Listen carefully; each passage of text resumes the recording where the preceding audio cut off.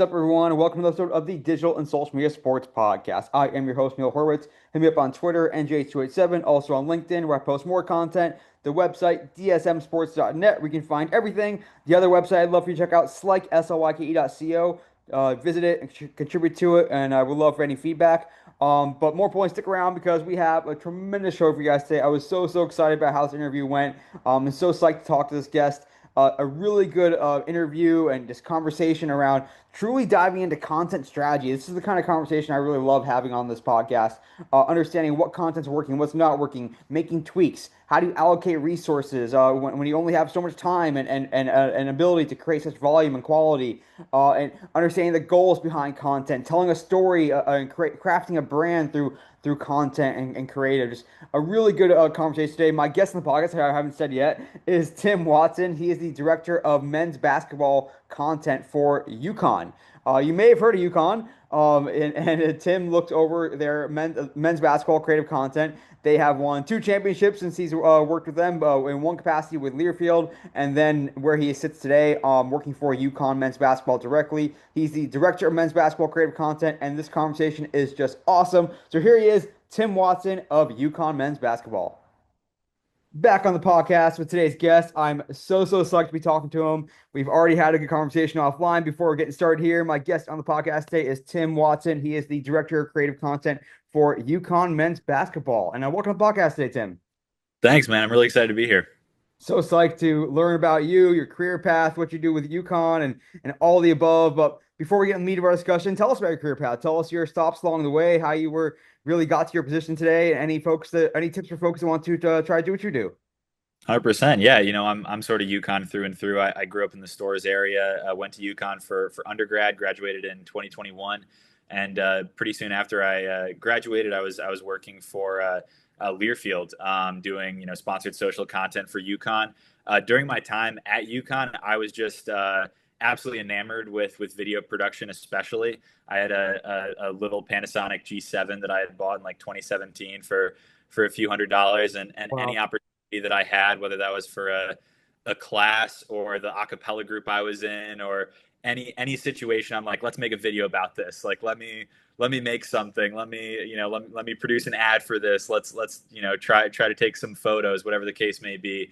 So all along the way, whether it was for a job that I had with student activities or extracurriculars, whatever the case may be, I was just always trying to make things, always trying to experiment with video production. And around that time as well, I started getting more into YouTube and into social media, and just producing content on my own, publishing stuff, and that got me in touch with a lot of marketing firms, some companies that I'm sure you're familiar with that you see on YouTube all the time. Like I've worked with Ridge Wallet, a bunch of VPNs, Yeah.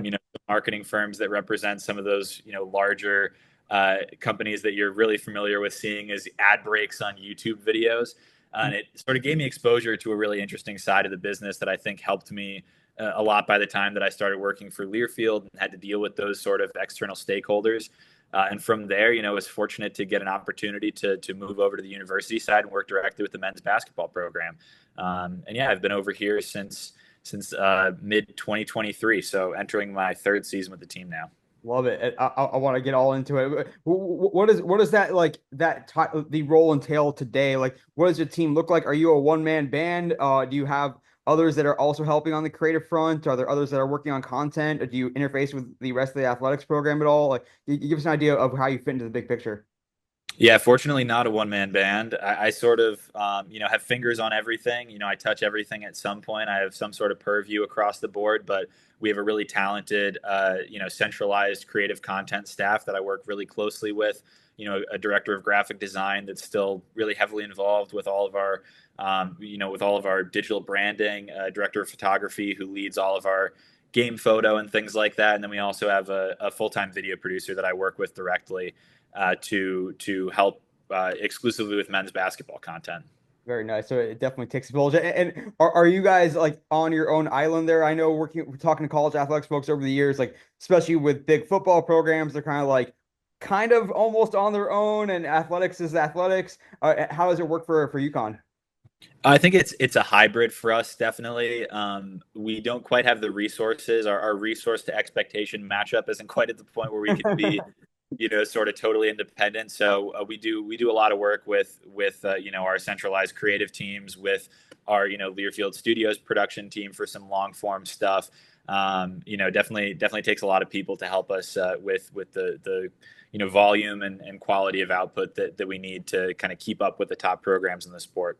Yeah, and you guys do a tremendous job with not just the day-to-day content, but certainly the long form and that as well. And I mean, and truly, we talk about college athletics being the front porch of the university, and within college athletics for UConn, I'll say it, you don't have to, but like men's and women's basketball truly are like the front porch for UConn. I mean, people think of UConn, they think of those basketball programs. So it's a pretty big role for you to take on, and for you and your team to be able to execute against. But I want to kind of hear a little about too, like you are class of 2021, which makes me feel even older than I already am. But you truly grew up in this Gen Z video first. Like you don't really know a world without YouTube. You don't know a world without like Facebook for the most part. And so like was it did you and your friends, your peers that you grew up with, was just kind of like how old were you when you first like made your first video and picking up a camera and thinking about like making YouTube videos and posting content and learning about what makes a good video? Like, how did you kind of or learn those early skills and understand what good content is,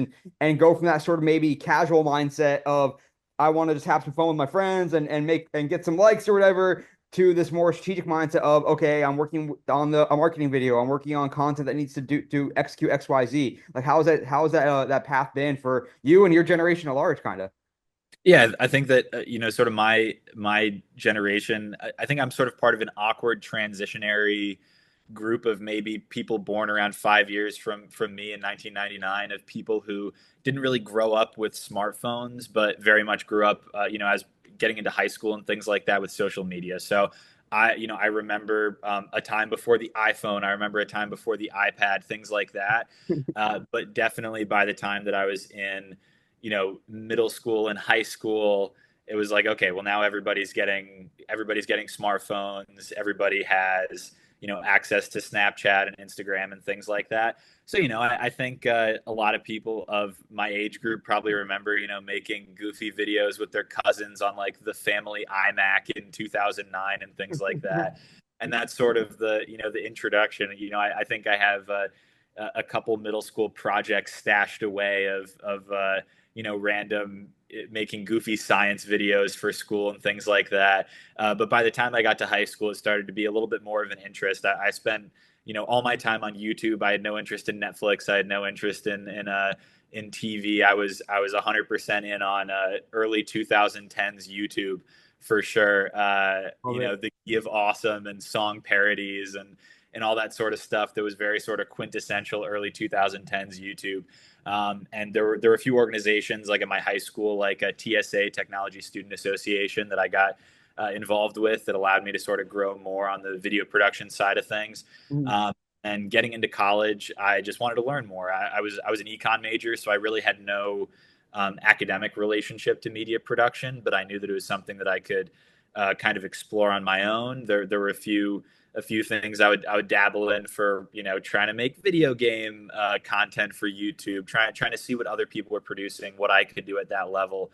And then when things started to take traction, you start to think like, okay, well, why did this video perform better Yeah. than the last video that I made? How do I keep making things like that? How do I, YouTube fortunately has, as I'm sure a really, really comprehensive analytics suite. So that Mhm. was a great platform for me to sort of start working on, because immediately I was greeted with all these statistics about watch time and where people were interested in my video and when they were clicking off of it and what thumbnails they liked most and all this sort of stuff that even in 2016 2017 YouTube was doing kind of better than almost any social media platform, analytics wise.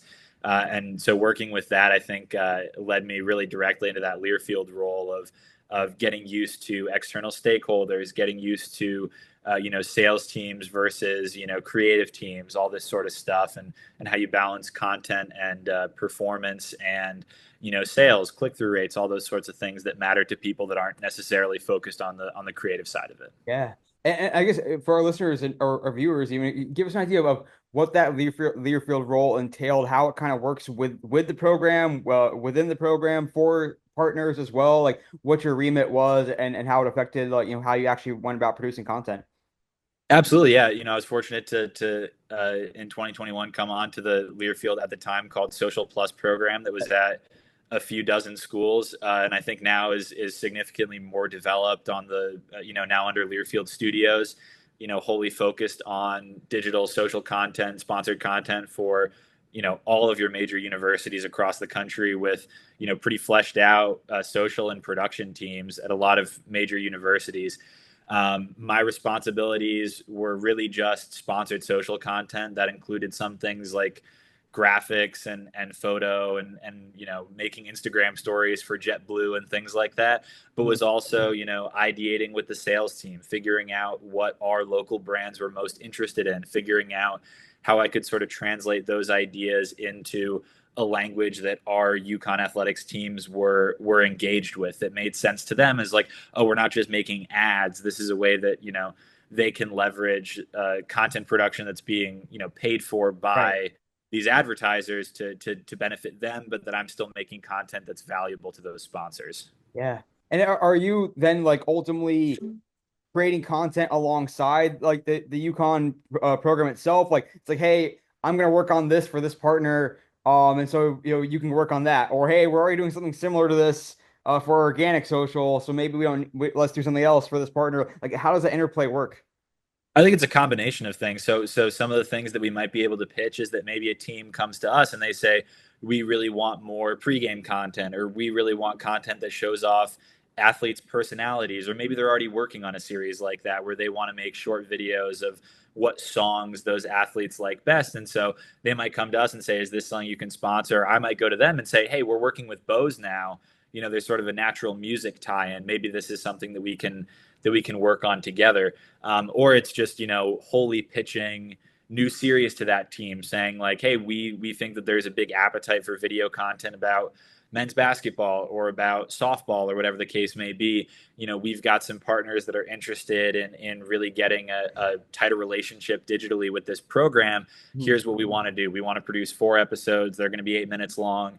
We're going to put them into this number of cut downs that's going to come out between April and May, whatever the case may be. So definitely a combination. Sometimes working more closely with our graphics team on what if they're game day graphics that we're sponsoring. I'm not necessarily producing that directly, but making sure that the integration is there. And then there might be series that I am more just hands on through capture to edit to distribution, wholly responsible for.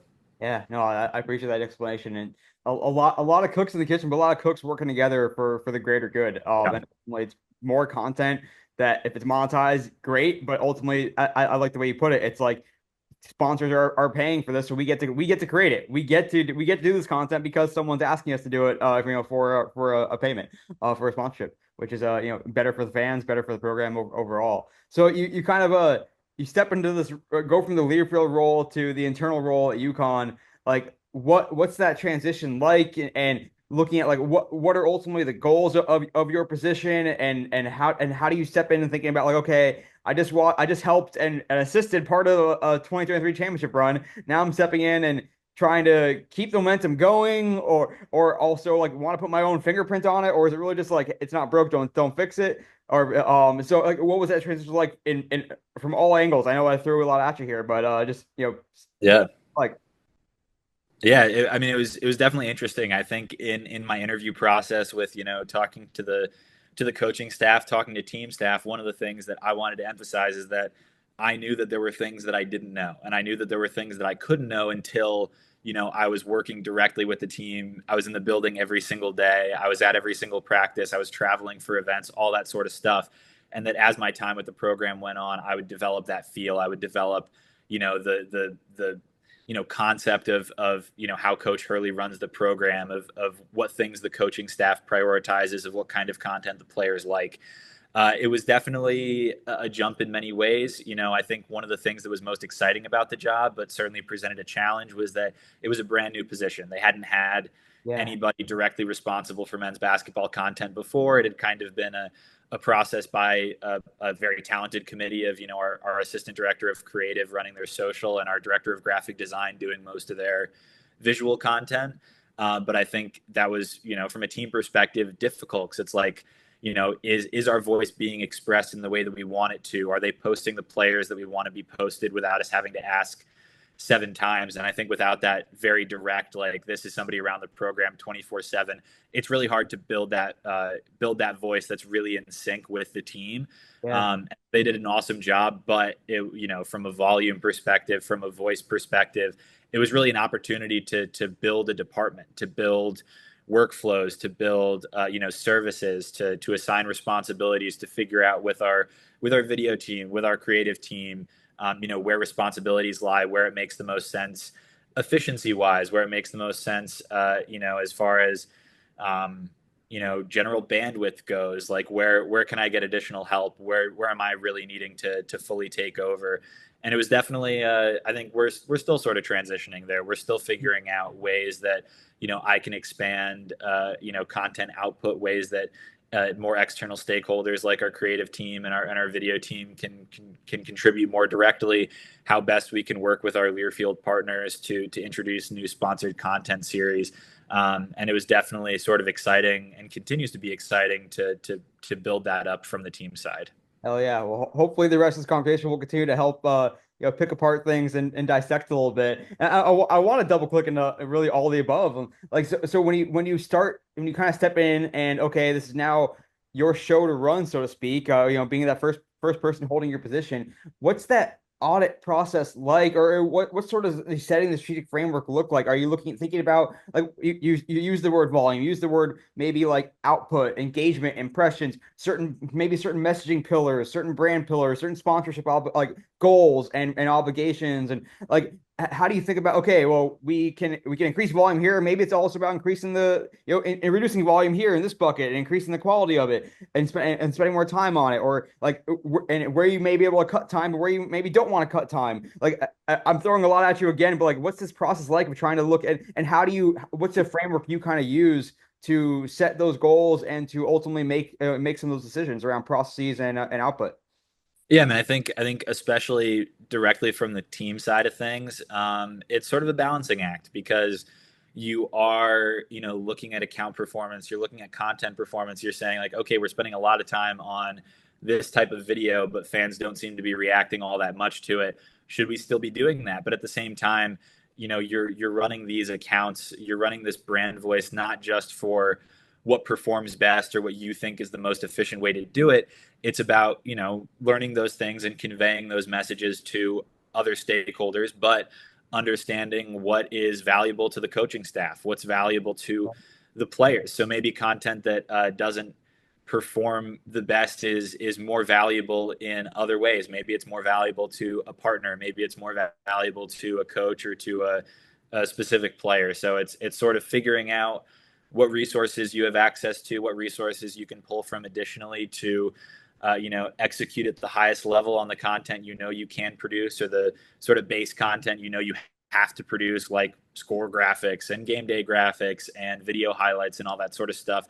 But then also figuring out like, all right, this is the type of video the coaches really love. This is the type of graphic the players like to see the most, even if that might not be the most efficient from a purely social or analytics perspective. This is still something that is really important for the brand and for the people involved on the team side, that we're still producing at a high level. Yeah. Do you ultimately kind of build like something of a step and repeat? Like, this is like, we're gonna hone our game day routine, and by the time whatever February rolls around, like we're a well-oiled machine? Or do you kind of intentionally disrupt yourself throughout the season based on learnings and incorporating things like that, or and opportunities as well as they come up, whether it's through partners or team performance or player performance, etc. Yeah, I mean, I think like not to say the same, be repeating myself over and over, but it's still a balancing act. I think it's a Yeah. combination of you sort of have to set for a number of reasons at the start of the season, whether that's, you have a game day sponsor on your game day guide. So you got to be putting those out no matter what. Or, that you're going to have a final score reel instead of a static graphic, whatever the case may be. There's some things that are repeatable that you kind of have to lock in to some extent. And then there are other things like, do you mix in an up next graphic? Do you mix in a specialty game day graphic or something that you publish the night before that you find out fans are engaging more with? Maybe they really like warm up content. Maybe they don't care very much about warm up content. Yeah. When you have a game at 12 p.m., that's going to, have a very different sort of usable publishing window than a game that's at 8 p.m. So that sort of Yeah. changes what your pregame workflows look like. But yeah, on the whole, absolutely, you have slightly different staff each year. You have different personnel, and you figure out early on, what works and what doesn't work as far as your game day workflows go. And by the time that the conference schedule rolls around, by the time the postseason rolls around, you're pretty locked in on who's going to be your primary video and what their game day workflow is going to look like. How you're moving footage around. What your plan B's and C's and D's are in case things go south, and you're making the best of every opportunity along the way. Yeah, were there things put you on the spot a little bit, but hopefully I'll give you time to think about it a little bit too. Were there things that you stepped in that you said like, oh, I thought this was going to work really well, but maybe it didn't. So let's pivot a little bit or let's step back a little bit, and vice versa. Were there things that you're like, well, I didn't expect that to take off or do as well as it did. Let's build on that. Let's develop it a little bit. Like I'm always anxious to hear like what some of those surprises are because that's oftentimes where the biggest insights come. Yeah, no, 100% there were surprises. I think I maybe naively thought that I was going to be able to come in and fix a lot of what I externally perceived as inefficiencies. Mhm. As like, oh, I can identify that this is clearly taking much more of their time than it needs to be, or this is, not being prioritized enough. But honestly, a lot of the times, if especially I think about this now way more, if I'm looking at another team's account and I see something that get posted and I'm like, that doesn't make a lot of sense to me. I wonder why they did that. The answer is probably that that's more important to somebody that I don't know about. That's important to either their fan base or their coach or their players. It's important to their team voice that maybe they're prioritizing a different video, so they're not prioritizing their graphics, or maybe their photo looks repetitive because they're really restricted on how many shooters they can have at a game, something Yeah. like that. So I think, yeah, in many ways, I may have naively come in with this idea that I get my hands on the reins. I can say like, all right, here's the content that's performing best. Motion graphics suck. Video's doing really well on Reels, but not great on Twitter. Long form is great when we can cut it down in this certain way, but then very quickly you're kind of brought down to earth by like, okay, well, this is being chopped up differently because of what Learfield needs to do for their partners. This is being prioritized differently on the social side because the staff that we have on hand, the photo distribution works a certain way because of the services we use and who we have available to us and who can travel. And there are just so many variables that go into any individual game day output that you plan the best that you can, but until I was really in the mix on the team side, there was truly no way that I could fully realize what things looked like and what priorities were from the team perspective. Yeah, and especially even for UConn, for the men in particular, like where you play your home games is not always the same. Like it might be Gamble, it might be Excel in Hartford, and Yep. that can only add more wrinkles to it. When you are thinking about content and strategy and just like what goes into that and what goes into what kind of content you want to perform or want to look at performance wise, I'm ultimately trying to get like who is your when you close your eyes and picture who we're trying to reach with our content.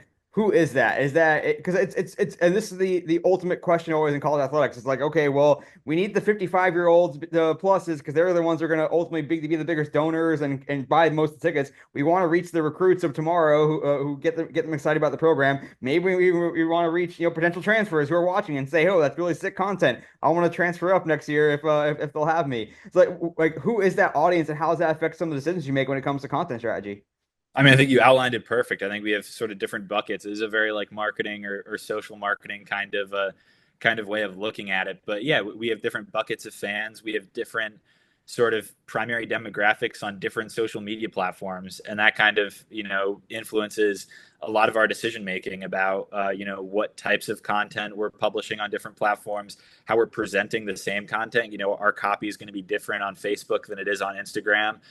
Some of that is platform restrictive. We're not obviously going to put a link in an Instagram caption, because you can't do that. You can't hyperlink from an Instagram caption, but maybe you direct to the bio, or maybe you just don't use Instagram for something that you're pushing people to a third party site, and then you're relying more on your Facebook or your X and things like that. Our demographic, as I'm sure many sports teams can relate to on Facebook, is much older than our demographics Yeah. on Instagram, which is younger, more student heavy, things like that. So we shift the types of content, or whether we publish the same things on all of our platforms, a lot of times based on the fans that we know we're reaching on those different places.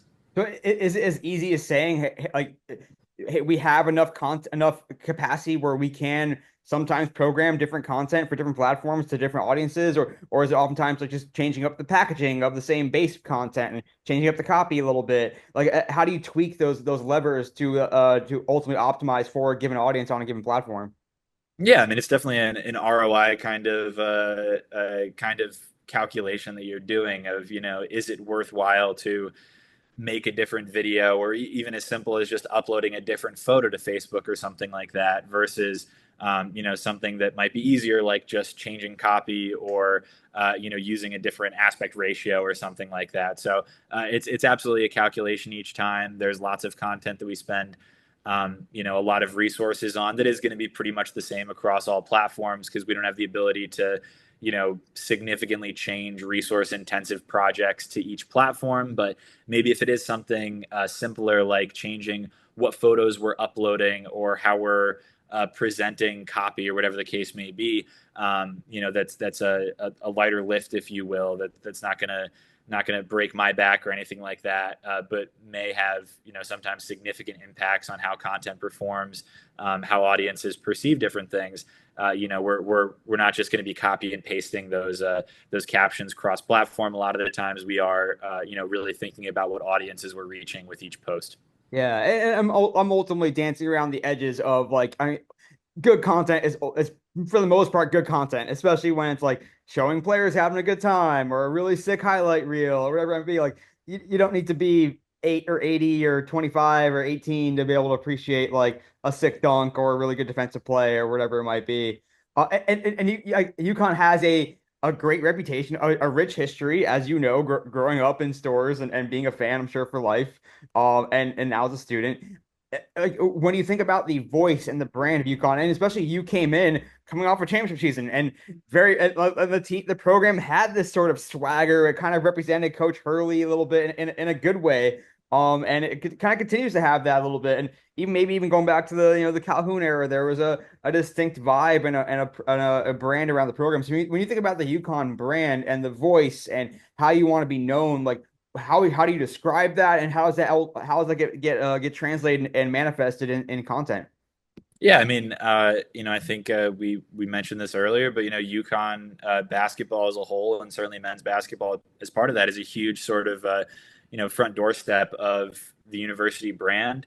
We're fortunate to have a tremendous legacy of basketball success, on the national stage, and getting a role in sort of guiding that voice, I think is really important to me personally. I think part of it is knowing the types of things that our fans are looking for, the types of content that resonates very much with them.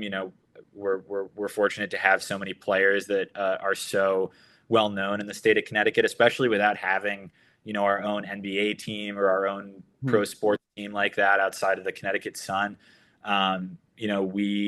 UConn basketball is kind of a religion around here. It's sacred. It's heavily guarded and protected by our fan base.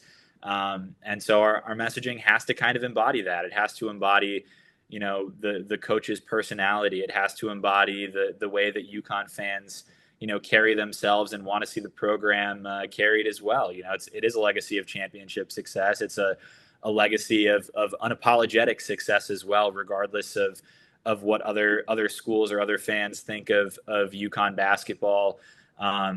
Historically, whether they think that we're too young as a program, whether they think that our fans act a certain way or our coaches act a certain way, whatever the case may be. I think just like our head coach, it's unapologetic in everything that we do.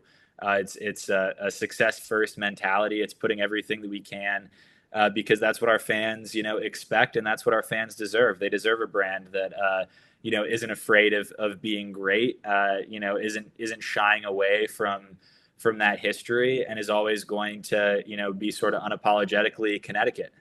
Yeah, and those things, like, it is kind of on, not on you solely, but it's part of your remit to translate that into content. It might be, hey, we can choose a quote that we're going to put on this quote graphic, and one quote might say, we are a family here and we support each other and we love each other. Another quote from the same game or same post game presser might be, hey, we came in and we expect to win. We play hard, like no one's going to play harder than us. And those are telling different stories, kind of. And so, like, you have to make those decisions around, like, how do we want to be perceived? What kind of messaging do we want to put out there? Like, is that something that you think really thoughtfully about and discuss internally? And also, like, does the given performance at any given time, like especially during this past season, where there were times when it was like UConn 3-peat, let's go, and then other times where it was like, well, okay, we're struggling a little bit more now. Let's step back and make sure we get back on track. Like, how does that all come into play when you're thinking about what the tone of that content's gonna be, what that quote graphic is gonna look like?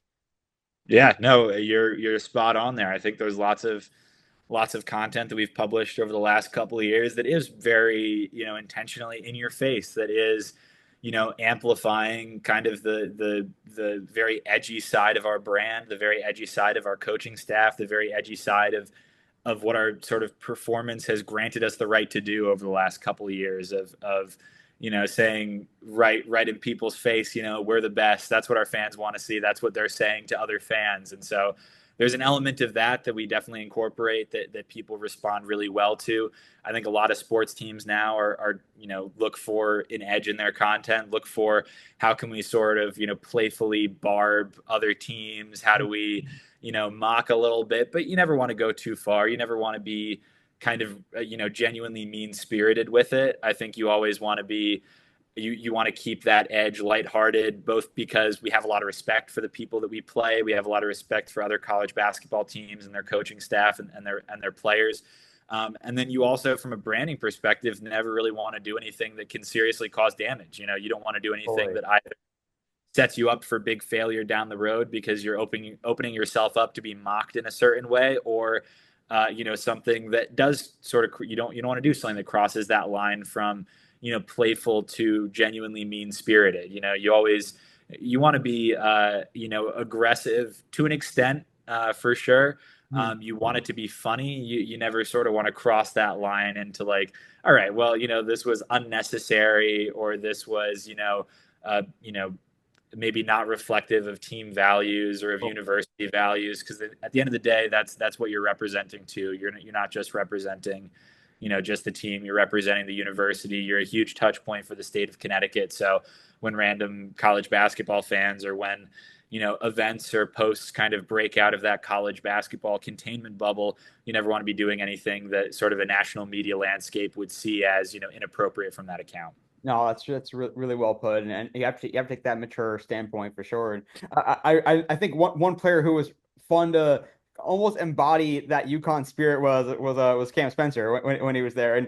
Yeah, you didn't need to say the name. As soon as you said one player, I knew where you were going with that. But I want to use that sort of jumping off point to get in your head around how you think about sort of highlighting players. Like, you want to, like, every player is important in that team, and yes, you could in theory highlight a Liam McNeely every single game when he outside when he was injured, of course. But are you, like, intentionally trying to make sure, like, hey, let's say, hey, Terrace Reed's really like taking off right now. Let's highlight him, or even these guys who maybe aren't playing as much, they have interesting stories to tell. Like, make sure we highlight them. Like, how do you make sure that, yes, you want to go where the spotlight is going and highlight those people that are stuffing the stat sheet every game, but also balance it out a little bit to make sure that, like, you're telling all these stories. Like, how do you think about balancing getting different players involved in your content?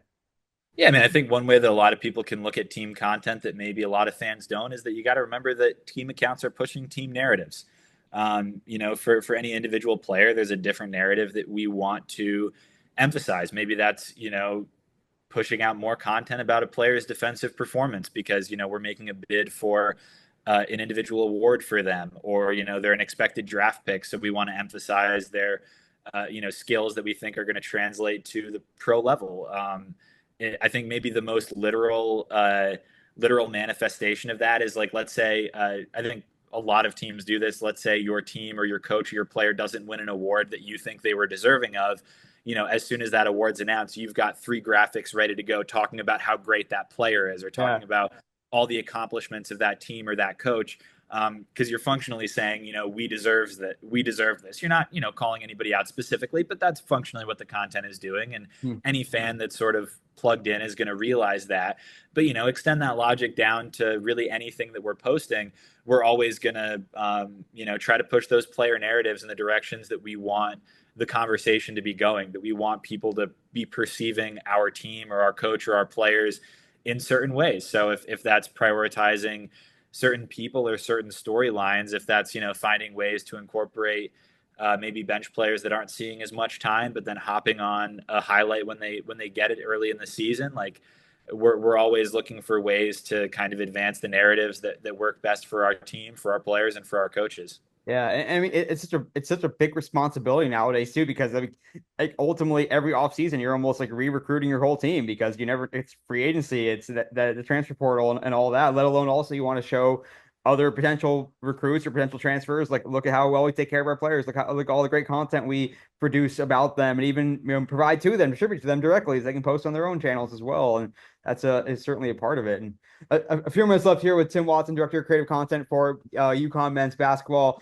I want to talk about that 2024 season. You guys basically like ran roughshod over everybody. It just seemed like there was never a challenge almost. Like during that NCAA tournament in particular, it was absurd. You guys made the games boring almost because you just blew out everybody. But I just want to like understand, when you understand like that you are in a magical season, and you're like, it's like, okay, we're doing this again, I guess. So let's go. Like, what is that? What's it like when you step back and realize that? Like, what are some of the main goals? You're like, okay, we have an opportunity to really accomplish all of our dreams almost. Like, what are we honing on? Like, let's make sure we drive donor database. Let's make sure we drive ticket sales. Let's make sure we drive merch. Let's make sure we increase our followers across all these different platforms. Or like, what are all the things you can sit down and say, hey, we have pocket aces, or we have a royal flush, we can do no wrong. How do we maximize this opportunity put in front of us? I mean, I think one thing to really consider there too is that hindsight is very much 2020. I think it's much harder Sure. to kind of realize during the season, everything that's going to happen. So you certainly build things out to capitalize on events that you hope are going to happen. And I'm certainly very fortunate that UConn has, a development team and a marketing team and an admin team that is keeping all those things in mind. That is keeping, how are we making sure that our ticket sales team is on top of their strategy for next season? How are we using our marketing folks to capitalize on major events? And I certainly play a role in that, but it's never going to be sort of my sole focus, which allows me to focus more on social content and branding and Yeah. things like that. So I'm definitely lucky in that sense. But yeah, I think there were a lot of points throughout the season where it definitely didn't feel like it was this dream come true, and that you really didn't know it was going to happen as we got into the postseason. Early in the year, we lose at Kansas. We had a major injury to Steph Castle. We lose in a shock game at Seton Hall to start the Big East play in Hmm. December, and Donovan Clingan gets hurt in that game. So all of a sudden, you're looking at 2 early losses and some really big pieces that are out. And you're kind of thinking, all right, well, what is this season shaping up to be? Yeah. We get blown out pretty significantly at Creighton in February. Even going into the Big East tournament, I think it's like a 1-point game at halftime in the quarterfinal against Xavier, an absolute rock fight against St. John's in the semifinal. And the team kept finding ways to win, and you want to capitalize on that. And we're producing as much content as possible. But yeah, even into the NCAA tournament, I think one thing that really comes to mind is heading into that national championship game. UConn Purdue. This is the matchup that kind of everybody wanted through the whole season. Yeah. Edie versus Clingan. All this sort of stuff. It's a revenge tour for Purdue. It's UConn trying to see if they can pull off the improbable back-to-back champs for the first time in 15 years since Florida. There's sort of all these storylines that are converging. And one thought that was really in the back of my head is like, well, if we don't win this game, this team, that I'm so emotionally connected to, these players that have been so impactful to the team and to the university, maybe we're not talking as much about Cam Spencer if we don't win that one game against Purdue as Yeah. much as we talk about Jordan Hawkins and Andre Jackson from the 2023 team. So there's part of that in the moment is really all up in the air. It's all like, if we lose this one game, it's a totally different retrospective. Obviously, we did not lose that game. Looking back, it is a dominant season. Was it ever really in doubt? And Right. yeah, once that buzzer sounds, we're in full. Our plans are in place. Our people are where they need to be, and we're trying to pump out as much content as we can that emphasizes those major narratives, emphasizes those stars, incorporates as much of our alumni as possible, and definitely quantity wise is just getting as much out to our fans as we can. Yeah, and if you would have told 9-year-old Tim or even 19-year-old Tim that you'd be in charge of content coverage for a national championship, I'm sure we wouldn't believe you. So when you are like heading to that national championship game, and or even as it's becoming apparent that this is going to happen, like, do you have that? Hey, we know where our battle stations are. Like, you're going to be here. You're going to be here. You're gonna be looking at this kind of content. Like, how much of it is like pretty well set about where we're going to be, what our goals are to capture, along with the like reactive and hey, who knows what's going to happen? We've never been here before. We don't know what's going to happen. And granted, some of you guys were there before the previous season, I guess, but nothing's ever exactly the same. So, what does that preparation look like and the execution in the moment? Yeah, I mean, I'm like you said, I'm very fortunate in my pretty young career in sports that I've gotten to work as many high profile events as I have. I've gotten to work four Final Fours or three Final Fours, three national championship games from the women's Final Four national championship in 2022, the men's Final Four national championship in 23 and 24, including leading the content strategy and distribution in 2024. So I was fortunate to have like a lot of practice, a lot of Yeah. time to learn under some really talented social media strategists, some really talented creatives. Where I was able to get sort of that baseline of like, okay, here's how I approach this problem, here's how I game plan this stuff, here's the content that we can have set, here's the personnel that we have access to that we can travel with and what they can do. Here are the difficult, the common problems that might pop up of like, okay, I'm on the court, I've got my phone, I've got this video recorded, but how am I posting that? Am I posting it from the court? What if I don't have signal? What if the Wi-Fi is not working? Yeah. Do I have somebody else on hardwired internet? Do they have access to the court? The national championship game in 2024, our director of graphic design came onto the court to physically take my phone from me because that was the only way that we were going to get some phone content that I had captured uploaded in real time. There are all those little things that you either have to anticipate the unexpected or you have to know that there are things that you don't know that are going to happen. You have to be ready for so many different technical issues. You have to be ready for the security guard who isn't going to let you in an area that you're supposed to be let into, but for whatever reason he doesn't think so, and that's another variable that you have to encounter. You got to make sure that your photographer is lined up for when the team photo is going to be taken. You got to make sure that you've got people monitoring social channels for content that other people are posting that you want to amplify or that you're accepting collaboration offers on and all those sorts of things. And it's a really, really hectic time. It was difficult for us being sort of more out west with the time zone because it got late really, really quickly on the East Coast with a Yeah. game that started at like 8 or 8:30 in the evening, and we're 2 hours behind Eastern time. So all of a sudden you look up and it's only been a couple hours post game for us, but it's now 2 a.m. on the East Coast and all of our fans are asleep. Yeah. There are all these different variables that go into it, and you game plan for what you can, and you try to be staffed and resourced in the ways that you need to be to kind of accommodate all the different variables that you can't necessarily account for ahead of time. Yeah, no, I appreciate you going into all that. It sounds stressful, but super fun, of course, as Yeah. well. When you look back on a season or even like day to day, week to week, game to game, like what are those most common KPIs that you're looking at to understand we're doing things well, or hey, let's adjust this a little bit. And how are is it just basically like you get into the groove and you look up in April or May and it's over and then you can look back, or are you doing that? How frequently are you looking into things and questioning things and potentially making moves like during the season? Yeah, absolutely. I think partially because of my background, my undergrad degree is in economics.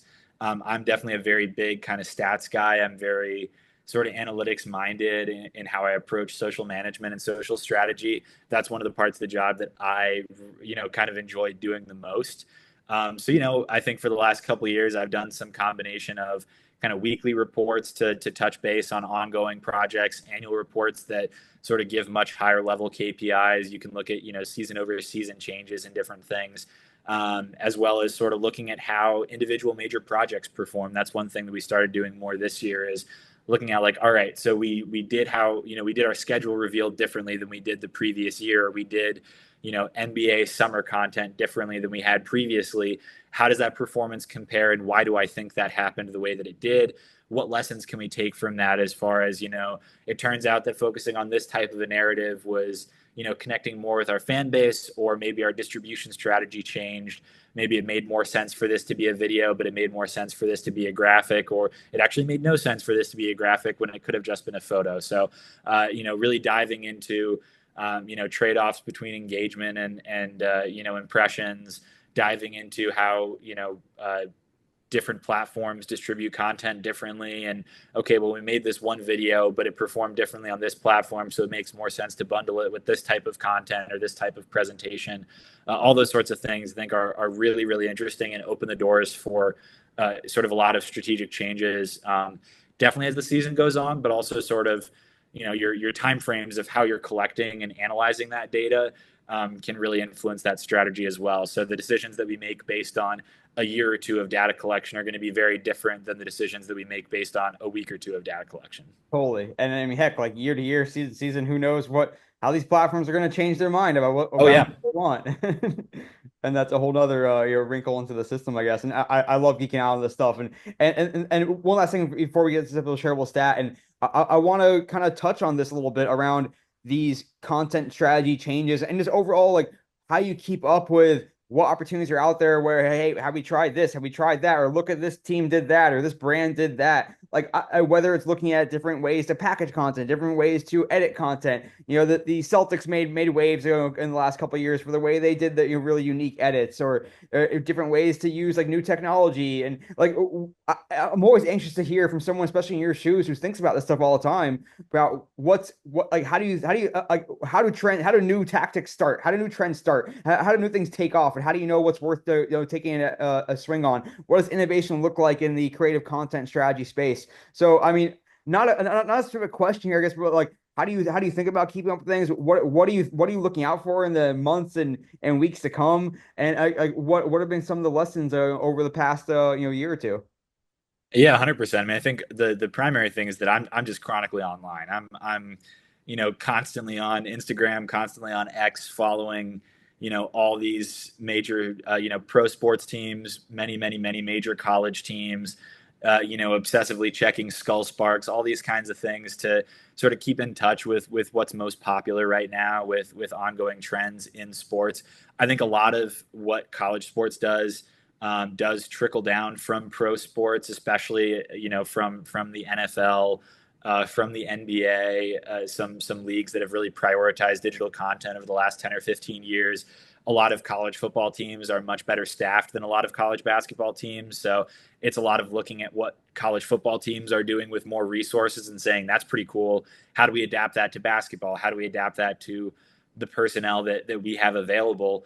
I certainly look at a lot of other teams and say like, oh, I hadn't thought about distributing a game day guide like that, or I hadn't thought about doing a final score that way, but I can see how that might be more efficient to produce. Or, I really like the distribution strategy, but maybe we can, switch up this piece of it, or maybe we can switch up, something about how they're using a platform, whatever the case may be. So a lot of it, as much innovation is iterative, and it's Yeah. finding things that we like in different places and recombining them and reshaping them and building new ideas on top of that to make it quintessentially UConn to make it our own. Yeah, it's very much it's a remix culture to some degree, and also like it's not like today versus tomorrow or tomorrow versus today. There's going to be some massive transformation. It's gradual. Things build on each other. You develop ideas off of ideas. But you talk about distribution there. And I want to touch on this actually because I wanted to talk about this.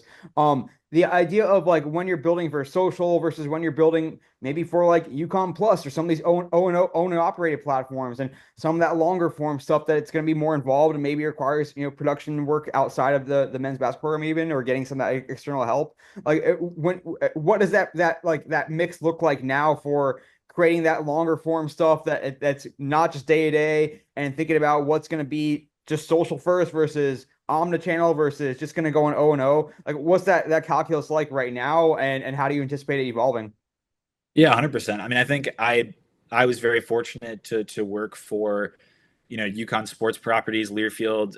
When I did, I was a big part of the transition from Social Plus to UConn being one of the first Learfield Studios schools. We were, I believe, the first of the Learfield Studios schools to get the Learfield Studios OTT platform that owned and operated UConn Plus. Yeah. So I was a big part of like beta testing of that platform, of figuring out what content we already had we could populate it with, of what content we were producing to kind of maximize our return on that platform development, all those sorts of things. And then after that, switching over to the team side, I worked a lot with my former boss Jason Ryder, who for 5 years was the director of creative for UConn Athletics on long form strategy in particular, because that's a lot of where my pre-UConn background is in long form content on YouTube and O&O platforms and things like that. So we, since 2021, 2022, started to put a lot more effort and thought into our YouTube distribution strategy. And, that platform's grown from 10,000 subscribers to 50,000 plus now, Yeah. with a lot more focus on exactly that, on distribution strategies when you have both platforms with different needs and different audiences like YouTube, and then also like our OTT like UConn Plus, and how that sort of changes what distribution looks like. When I was at Learfield, we had sort of a tiered approach. I took inspiration from a lot of kind of mainstream media distribution. I took inspiration from theatrical distribution and theatrical exclusivity windows and things like that, to say like, okay, well, we're gonna distribute something on social that is sort of a teaser or is a little piece of this long form piece, but we want people to watch it on UConn Plus. We don't want them to watch it on YouTube yet, so we're going to give it this exclusive window on YouTube, or on a UConn Plus, of right now you can only find this 8-minute episode, this 12-minute episode on UConn Plus, and then a few days later, now is when it's going to be available on YouTube, where it's sort of addressing a different audience, maybe not as hardcore of a fan base, sort of in-platform distribution. That's speaking of what I mentioned before about how comprehensive YouTube's analytics platform is. YouTube will show you where your audience is coming from. Are Yeah. they clicking? Are they getting recommended from other UConn videos? Are they getting recommended from other channels' videos? What are like keywords that people are searching for that are leading them to your content? So we were finding a lot, little inside basketball here, but we were finding a lot that most of our YouTube viewers were just coming from the platform. They were just, people who were on YouTube that were being recommended that content. So it's like, okay, well, now we know that we're not necessarily pulling audiences away from YouTube by pushing them towards our OTT. But then, Net new audience. now that Instagram offers, you can upload a 15-minute video to Instagram. We've moved past the IGTV days. We've, moved to a very different realm of what Instagram Reels, what vertical video, what video feeds look like on these platforms. There are lots of places that are now publishing really long form content on platforms like X and platforms like Instagram. So part of it is on how social channels and platforms change their own distribution methodologies like that, and part of it is on what our strategic initiatives are based on what we're prioritizing for our OTT, for our YouTube channel, all that sort of stuff. Man, I love it. You have such a deep understanding of all the stuff. You are wise beyond your years, Tim. I love it. When you think about content too, like content means so much things these days. Like where does that line get drawn? Like is it your job to think about a podcast strategy? Is it your job to think about newsletter strategy. Maybe different types of newsletters. Maybe there's a historical based like a podcast, historical based newsletters, or there's a player collaborated show, or where does that line get drawn for like this is what our UConn content program is supposed to be looking after versus hey, maybe let's break things. Let's explore fan fiction. Let's explore scripted content. Let's explore newsletters and podcasts. Like, how do you think about like the beyond what we think about as day-to-day content?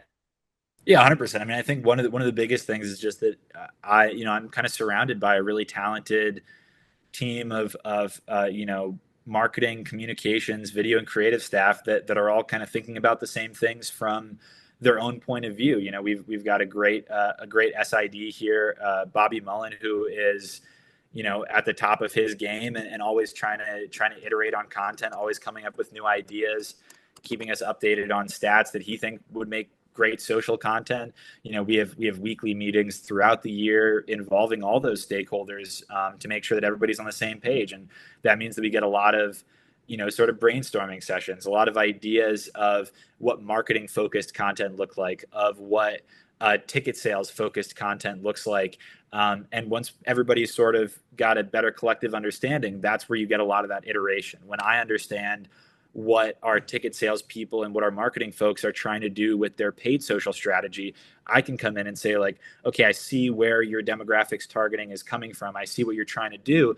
Here's another way to look at it, or here's what I think might work out as an organic strategy that accomplishes a similar goal, and here's how we might be able to track the performance of that strategy. So when everybody's sort of working together, that's where our talented staff, like you mentioned, Chris Grassi before, come in with our director of marketing, Brenna Sarentitis. I think I could talk your ear off all day on how exceptional I think the staff is at UConn. We have people with decades of experience in sports, and even with UConn specifically, and being able to sort of learn from those people and iterate on ideas with them, I think is where we get to a lot of that innovation, where we get to a lot of that sort of interdisciplinary, that crossover content, where we can experiment with what a more scripted program looks like for a schedule release, but where a more reality type thing might work for a follow along series. How admin gets involved, how Learfield gets involved with what series gets sold, all across the board. Yeah. I mean, it's a championship program on and off the court, as everyone could hear here, and like the fans, we've yet to find the saturation point for how much content fans want. They just want more and more. It seems like as long as it's quality, they'll keep on you'll keep on producing it. They'll keep on consuming it. And before I say one more question again, I'm gonna stop myself because we're gonna have some more fun with you in our catch and shoot segment. First episode shareable stat coming up right now.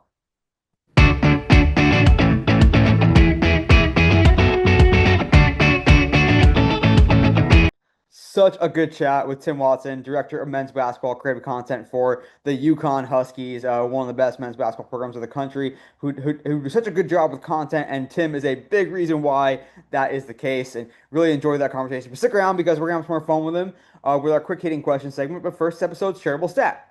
This episode's shareable stat looks at YouTube. There's a few different stats I was dancing around for this segment for this episode, but this one just really stood out to me, and it came from a recent keynote presentation that YouTube CEO Neil Mohan gave. And we know that YouTube is kind of the not a sleeping monster, obviously, but when people talk about their social media strategy, they are often talk about Instagram and maybe Twitter and certainly TikTok and Facebook, but YouTube is the beast. It really is, and this one looks at shorts. So Neil Mohan said in 2025, currently at least, YouTube Shorts averages 200 billion daily views.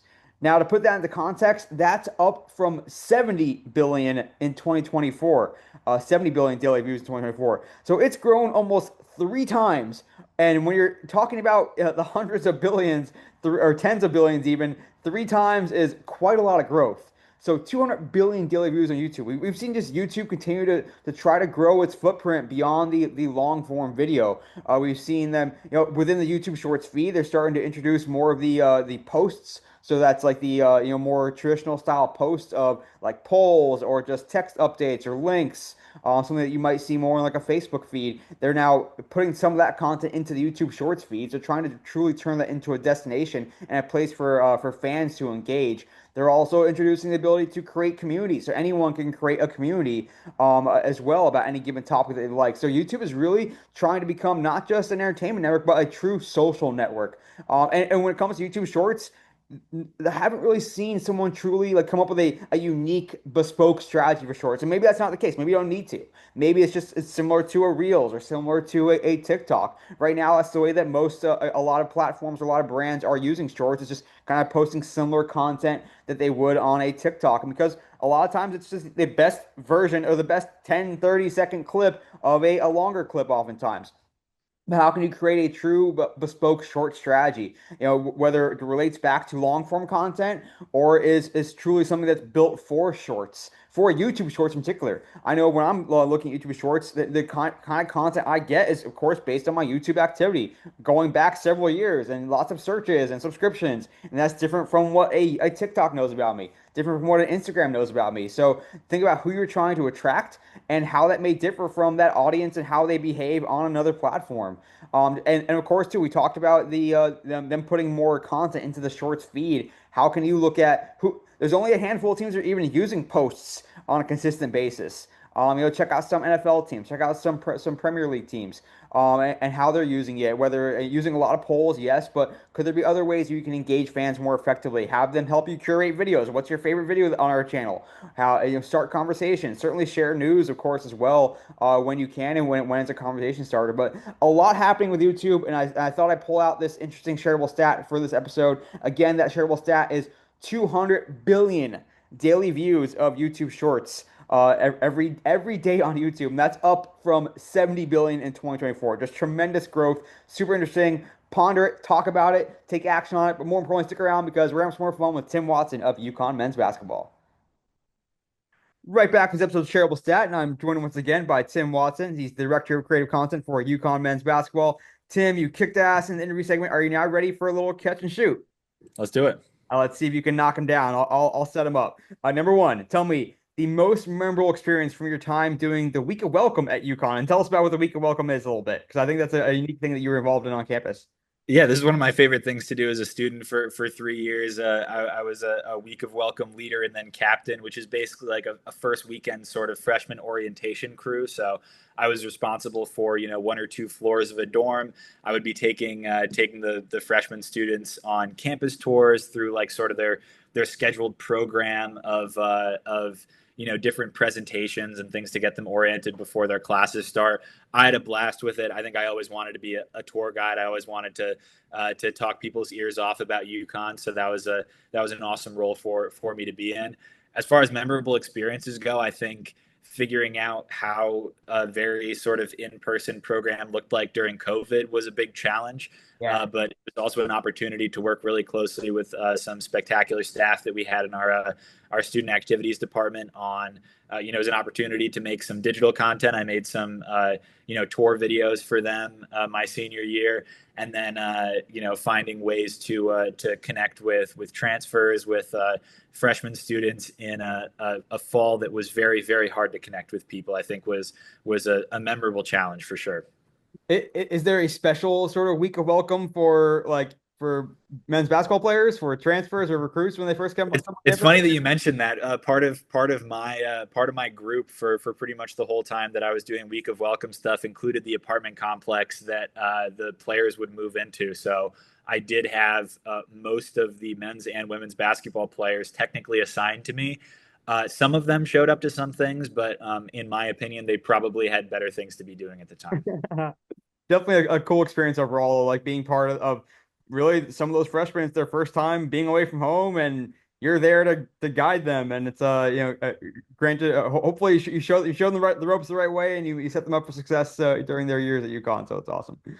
Number two, keeping in your time as an undergrad there, tell me your favorite class you took while at UConn. I always like this Yeah, question. this is an easy one for me. It's going to be game theory with Mike Shore. Absolutely incredible Oh class. shit. Any UConn econ majors out there who may be listening to this, would highly recommend that one. That was it was actually during COVID too, so it was a virtual class, which is even more credit to Professor Shore for being able to keep people engaged and being able to help us learn as much as we did. But that was definitely one of the most interesting classes I took at UConn. Not an easy subject either. So you must be a Yeah, good because that's I was econ major also, and I there we remember go. All right. econometrics and game theory were not my favorite classes, but I we survived them. Absolutely. Yeah, it's a lot more sort of mathematical framework than I think people expect them to be. I think people expect them to be a little more theoretical, and they don't realize how much math is involved in that stuff. But super interesting Totally. class, and definitely a lot of fun. Hell yeah. I mean, I was expecting almost like there's some of those classes that are just like basket weaving or like some of those like Right, really right. off the Yep. wall classes too. Like those are always interesting to hear about. Number three, tell me the social platform that consistently performs the best for UConn men's basketball and the one you get the most accurate that you feel like gets the most accurate reflection of your fan base. I probably have to go with Instagram for both of those. I think as a whole we have a slightly younger audience than some of our schools' other sports. Um, Instagram is probably our biggest growth engine and just the kind of most consistent place for feed posts. It certainly engages on average at a higher level than any of our other platforms, though. Something that you might not expect is that some of our highest performing posts almost always come from Facebook. I think Facebook, for maybe it's the maturity of the platform, or just the size of the billion or 2 billion or however many billions of people are on Facebook from how long it's been dominant in the space, are real kind of rocket ship posts that sometimes just go off that are in that 5+ million impression kind of range. A lot of that stuff really comes from platforms like Facebook. Yeah, and you're gonna find that most generational audience there. Maybe it's the father sharing with the son a post, or Yeah, vice versa. sure. The grandparents checking things out. Do you do you how much do you read the comments on Instagram and on Facebook and do you look at some of the more like vehement platforms like where like Reddit subreddits for example where people might be spewing more anonymous shit. Yeah, I mean, when I say I'm chronically online, that extends pretty far. The UConn basketball subreddit is small, but whether it's that or the r/college basketball, I'm completely tapped in on this stuff, and I try to consume as much as I can, both of other professionals and other teams and how their departments work and how they're publishing and what kind of creative they're working towards, but also how fans react to different things, what fans think of the portal, what fans think of roster construction, what fans think of our creative content, of schedule decisions, all that sort of stuff. So wherever people are talking about UConn basketball, whether that's mainstream platforms like Instagram and X and Reddit, or UConn specific places like the Boneyard or Store Central, or wherever UConn fans are talking about UConn basketball, my goal is to be peeping around there. Hell yeah, love that. It's a huge cottage industry, I'm sure, of people who like plenty of bloggers and podcasters, and let alone, of course, people in the comment section who never have a shortage of things to say about everything you guys are doing as a program. Yeah, Number 100%. four, this might be a tough one, might be an easy one. Tell me your favorite piece of content that UConn men's basketball has produced in your time there so far. That's definitely a tough one. There are a lot of things that come to mind. I think, geez, yeah, impact wise, maybe one of the biggest is I'll cheat a little bit. I'll say sort of a series of videos. We did a series of hype videos through the 2024 NCAA tournament. One before the first round, one before the Sweet 16, and then an additional two before the Final Four in the national championship game. A big part of that production was one of our incredibly talented student interns who was doing a lot of work with football at the time, Danny Hines. Go follow Heinz View on social platforms to see more of his work. He did a fantastic job. He was a pleasure to work with in producing those. And then as we got deeper into the tournament, it was brought a little bit more onto full-time staff traveling with the team. But the collection of those four videos, and kind of anytime that you're up at 3 a.m. editing, is you're working on something meaningful, and when Yeah. it's the night before a national championship game, you're sort of in that like player mentality of like, I've got 24 more hours, I got to give everything I can to this. and I'm definitely really proud of how those turned out, and especially that one before the national championship game, narrated by Rip Hamilton that I was the primary editor on. I was really happy with how that one came out. Wow, that's so cool. And seriously, I mean, I watched a lot of those videos, so I can look back and enjoy thinking about those. But the picture you like sitting in front of your computer on Premiere, Final Cut, whatever you're, and editing that video, it was be a goosebumps moment. Like, what a cool experience to be able to have. Number four for five, we are on. Tell me the college program besides UConn, whose content you've been most impressed by, whether it's overall over the last few years or recently, and why. I mean, as a UConn fan, as a fan, I'm begrudging to admit this, but as a professional, without a doubt, Duke is the Mhm. shining standard for men's basketball digital content across the board. They've been killing it for a very long time. Their team is excellent. Their graphics are top notch. Their videos are immense. Their fan base is constantly active. No doubt in my mind that those are, that's the program that everybody in our sport is looking towards as, ways that we can measure ourselves against the best of the best. Outside of that, I think there are a lot of programs that are doing some really awesome stuff. I've been really impressed the last couple of years with Auburn, with their graphic, their real time social content in games. I think they've been really kind of cutting edge in their use of a lot of social platforms, and their ability to get kind of live content out, both graphics and highlights. That's been really interesting to see. Yeah, there are a lot of teams recently. I mean, I think BYU men's basketball, their graphics have Yeah. been pretty widely discussed on social media. They've got I don't know any of them personally, but they've got a stellar team over there. Absolutely, that I'm constantly seeing their stuff pop up in my feeds. They're had some really innovative social content during the 2025 NCAA tournament that was cool to see. Shout out Florida, unfortunately beating us in the round of 32 there, but always cool to see what kind of championship content those programs are doing, especially as the team that was sort of most recently in that role. I definitely looked a lot towards Kansas from their championship run in 2022 when we were looking at how we were producing championship content in 23 and 24. So definitely a no-brainer to take inspiration from them, from Baylor, from kind of the recent teams that have been on top of that mountain. Lots of good shout outs there. And you said this name earlier, but if people are not familiar with Skull Sparks and yeah, Jason Matheson and his crew, like check them out on Instagram, Twitter, Pinterest, even a great resource to really make sure you're not missing any awesome shit coming from college creative. Number six, excluding the time you worked for the program, so we're gonna cut out a lot here. Your most memorable UConn men's basketball game. That's tough. I don't want to be a downer on my own program here, but when I was a student from 2017 to 2021, it was not necessarily the peak of UConn's prowess. We were only a couple of years removed from the 2014 title, but there were some very publicized ups and downs of the program in the time that I was a student. Some things that definitely come to mind. I think there were some really cool moments, like after Dan Hurley got hired. We beat Florida in Gamble at the time. They were 19, 17, something like that in the country, and we were very much hoping that we were going to be on the come up. So to beat them in a non-conference game in the fall was really exciting. I think a lot of games that I got to watch with friends were incredible. Even just during COVID, I remember all my friends gathering outdoors and watching on a projector screen, UConn playing in the Big East tournament that year, things like that. Yeah. Those are some of the things that really stick out. And then even if this is kind of the dregs of the dead of winter, mid January of like 2018, 2019, before UConn went back to the Big East. I was front row for a game against Tulsa when there were maybe 25 students in attendance in the entire building. But even things like that just sort of build my own emotional connection to the program. Do you have like an earliest memory of being at or watching a UConn game on TV, like having grown up in the area?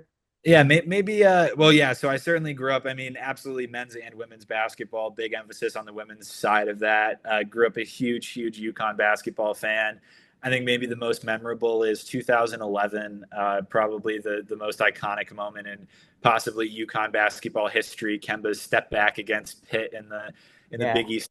And I almost missed my middle school bus because I was staying late after my PE class in my PE teacher's office to watch the end of that game because it was so exciting.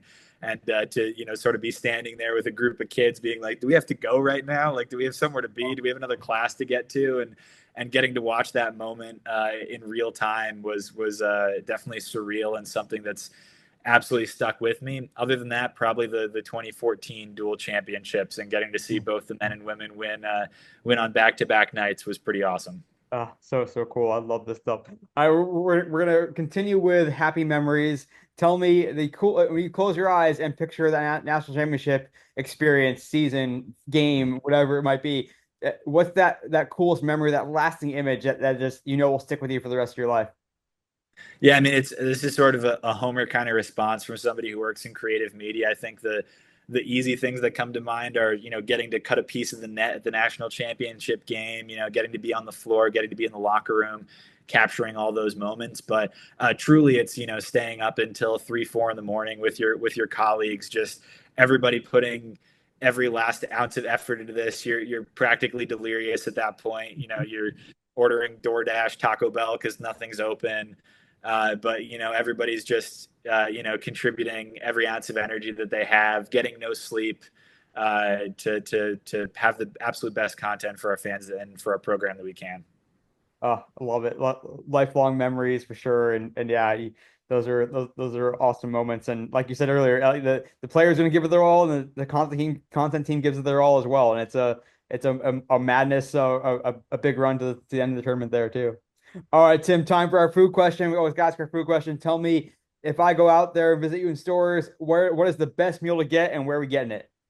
Oh, geez. I mean, in Connecticut, you got to look toward pizza. I think. I mean, the pizza in Connecticut at large is stunningly good. We'll grab a slice at Pepe's. We'll grab a slice from Square Peg, maybe. Lots of awesome pizza places around stores around Connecticut. We'll go to Ted's before the game, grab a bite to eat, grab a drink before we head to Gamble Pavilion.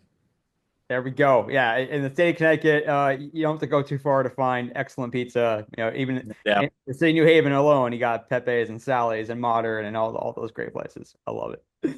Number nine, tell me the UConn student athlete with the best social media content. I mean, I have to give this to somebody not on my own team. There's no doubt about that. Maybe it has to be a women's basketball player. I guess if we look at this past year, maybe Paige Beckers, maybe current AZ Fudd. A lot of the women's players are so savvy. They're so well versed.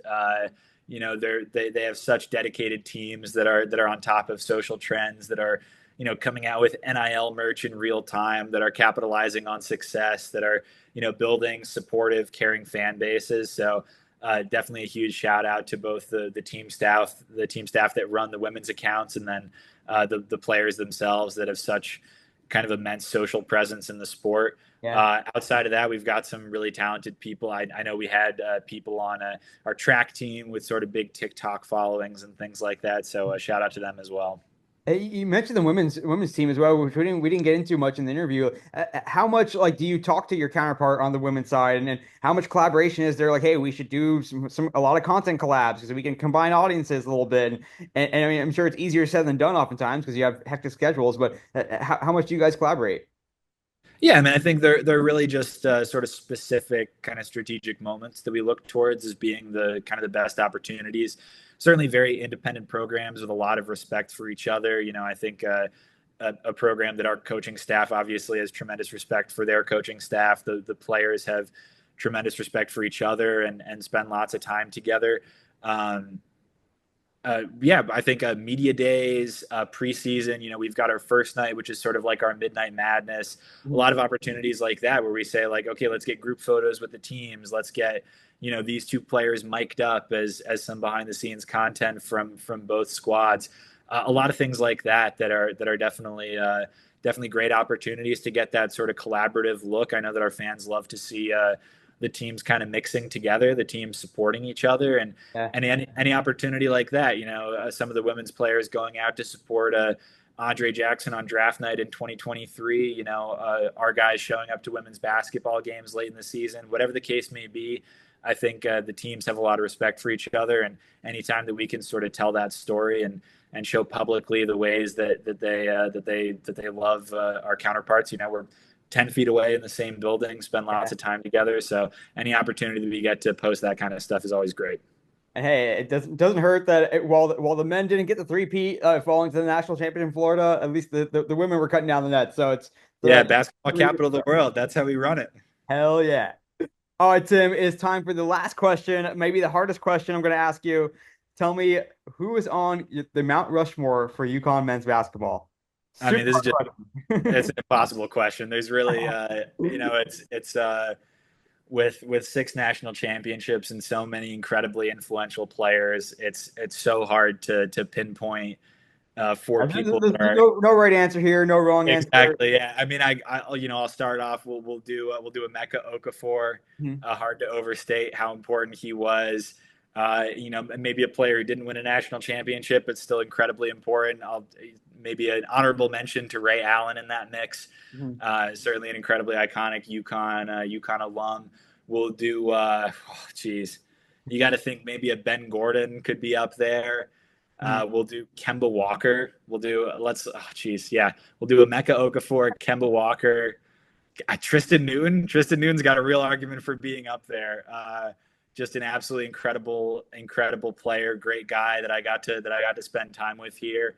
Let's look for that fourth player. Oh my gosh, it's an absolute privilege to have such a difficult time sorting through all of the icons of the program and how impactful so many players have been. I'd love to say,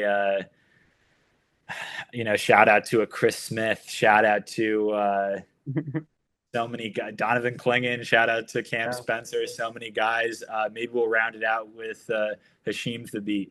There we go. Hey, as a Memphis Grizzlies fan, I will respect Hashim Thabit. There you go. Love it, and it's just as hard on the women's side, and also like we didn't even. Oh, even harder. They've got an impossible task over there. You couldn't isolate all Americans down to a top four. You've got so many players with multiple championships, so many players with such incredible pro careers. Just an iconic program in the sport. Hey, I think the Mount Rushmore we came up with looks good, and you crushed the catch and shoot, swished a bunch of shots. Now it's your chance, Tim, to take over the podcast and tell us your social media all-star to follow. It can be whoever they are and whatever platform. Just tell us who they are and why they're worth following. Absolutely. Big shout out to our director of graphic design, Tom Wilkinson. You can find him at Tom S. Wilkinson on X. He publishes some of his stuff there. Huge shout out to him. He's been so helpful to our program. Another shout out to Ben Wartsky, former boss and colleague of mine at Learfield. Always posts really humorous sports creative content. Really tapped into the sports creative industry, and a great guy to be friends with. So definitely give him a look. Hell yeah, we'll link them up in the show notes. Some good shouts there. And how about you? Where can we find you? As well as all things UConn men's basketball across digital, social, web. Definitely. I do not post very much for myself, so no need to look too hard for anything for me personally, but at UConn MBB on all major platforms and at UConn.MBB on TikTok because we were not able to secure the regular handle. Check them all out. Awesome content, really good stuff, and you can tell why it's such good content. A sharp, creative mind behind all of it. Tim Watson, thanks so much for coming on the podcast today, Tim, and sharing us some of your knowledge and expertise. Thanks, Neil. I really appreciate it. Had a great time. Just so great being able to connect with Tim Watson, director of men's basketball creative content for the UConn Huskies. Just truly a really sharp guy, understands his role, understands his responsibility, understands the power of content, and truly having a strategic look at how content operations works for a men's basketball program and for just any program in general. And UConn does a great job. Check out their platform, check out their social, check out UConn Plus. Just a great look at everything that Tim and his team have going on there. But that'll do it for this episode of the Digital and Social Media Sports Podcast. Thanks again to our guest, Tim Watson. Thank you to you for listening. As always, you can find me, your host, Neil Horwitz, on Twitter, NJ287. Check out the website, dsmsports.net. Hit me up on LinkedIn as well. Check out Slyk, SLYK.co. More importantly, stick around with us because we'll be coming back to you with a new episode before you know it on the Digital and Social Media Sports Podcast.